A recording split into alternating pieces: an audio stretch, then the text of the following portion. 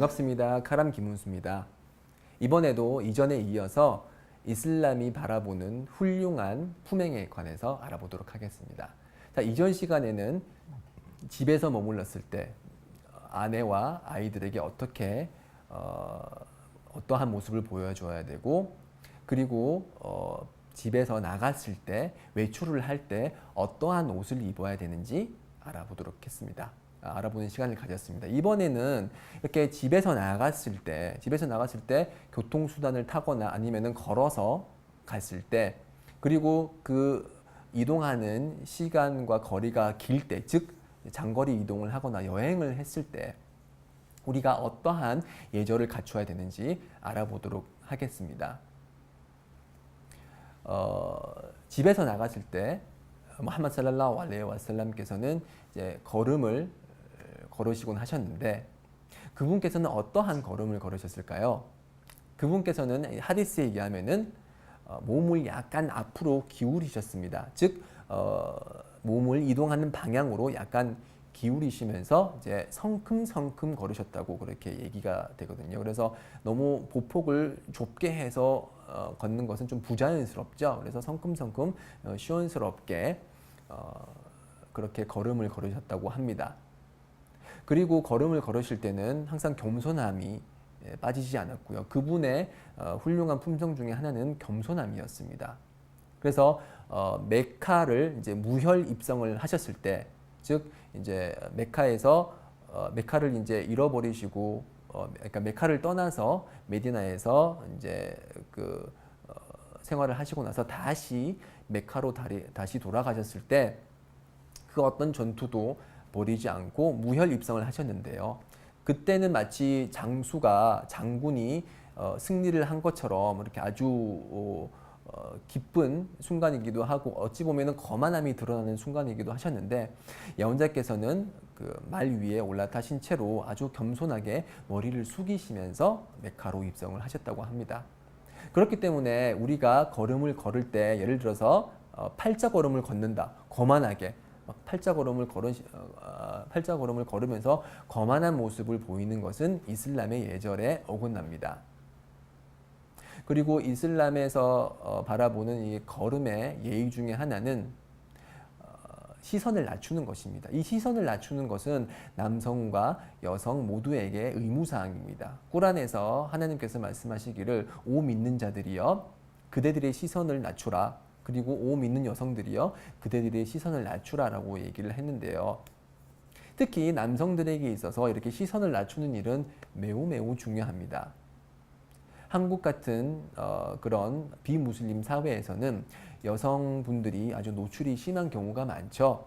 그래서 노출이 심한 여성을 보고서 예쁘다, 와, 몸매 죽인다, 이렇게 이러한 평가를 하거나, 그러한 노출이 심한 사람을 뚫어지게 쳐다보거나, 이러한 행위는 금지됩니다. 예언자 살랄라후 알레이히 와살람께서는 시선을 낮추라고 말씀하시면서 첫 번째 시선은 죄가 되지 않는다고 하셨습니다. 즉 우연히 시선을 이렇게 딱 돌렸는데 거기에 우리가 봐서는 안 되는 그러한 내용이 있으면 그 당시 첫 번째 봤을 때 시선은 문제가 되지 않는다는 것이죠. 다만 문제가 되는 것은 이렇게 첫 번째 시선이 향한 곳을 계속 두 번째 시선, 세 번째 시선으로 계속 보거나 그것을 응시하는 그것이 문제가 되는 것이죠. 그래서 특히 남성 무슬림들은 걸을 때 항상 시선을 낮추고, 앞쪽이나 옆쪽에 이제 여성이 있으면은 시선을 낮추면서 정숙함을 유지하는 그것이 중요한 에티켓이라고 할 수 있겠습니다. 또 이제 걸을 때 우리가 지킬 수 있는 에티켓 중에 하나는, 예언자 무함마드 살랄라후 알레이히 와살람께서는 가끔씩 맨발로 걸으셨습니다. 왜 맨발로 걸으셨을까요? 왜냐하면 맨발로 걸음으로써 우리가 당연하게 생각하고 있던 그 신발의 축복에 대해서 다시 한번 떠올릴 수 있는 것이죠. 우리가 신발이 있기 때문에 그 땅바닥에 있는 그런 가시라든지 아니면은 뾰족한 그런 돌로부터 아픔을 느끼지 않는 것이거든요. 그래서 맨발로 걸음으로써 그런 신발의 축복을 다시 한번 더 떠올리게 되는 것이고요.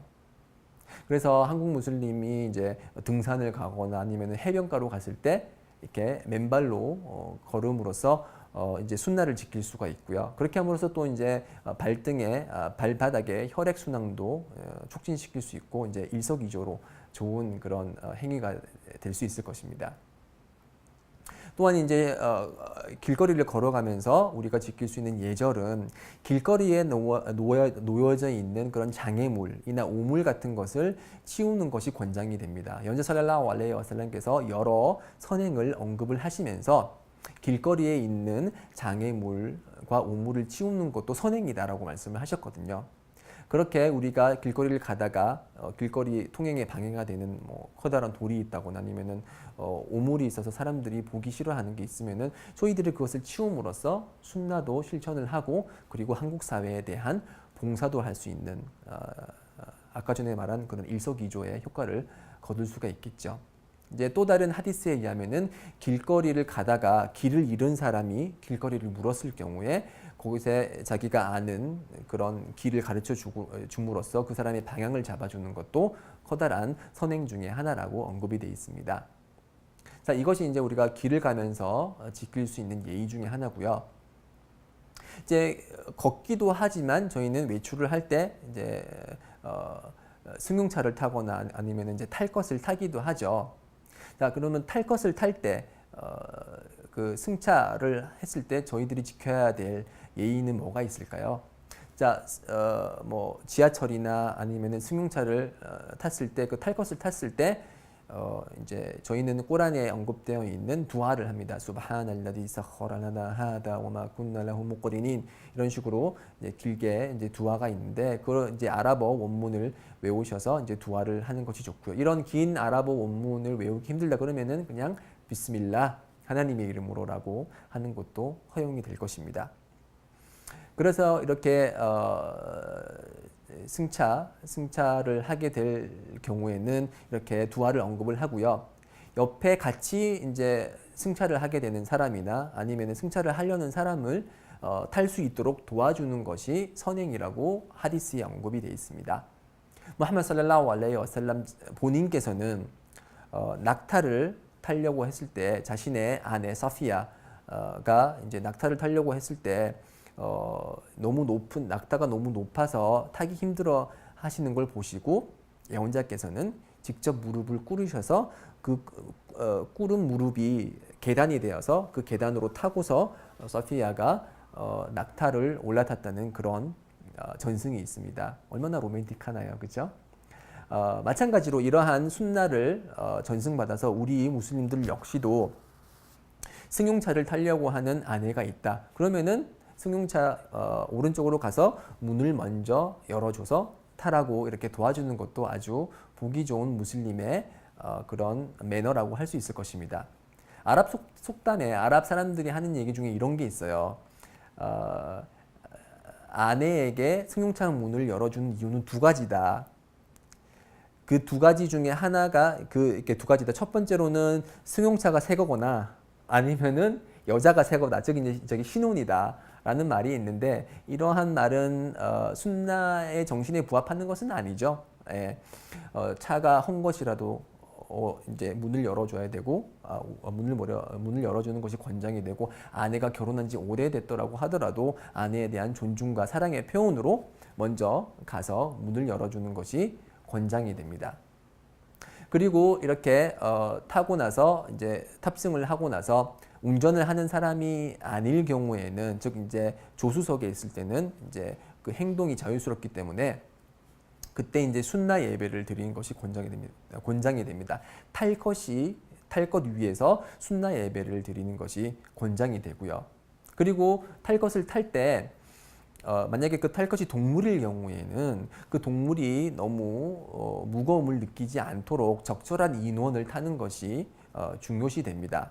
그래서 연전 살랄라후 알레이히 와살람께서는 동물이 부담할 수 없을 정도의 무거운 많은 사람의 인원이 타는 걸 금지하셨고요. 그리고 속도를 낼 때도 동물에게 채찍질을 할 때도 얼굴을 때리는 행위를 금하셨습니다.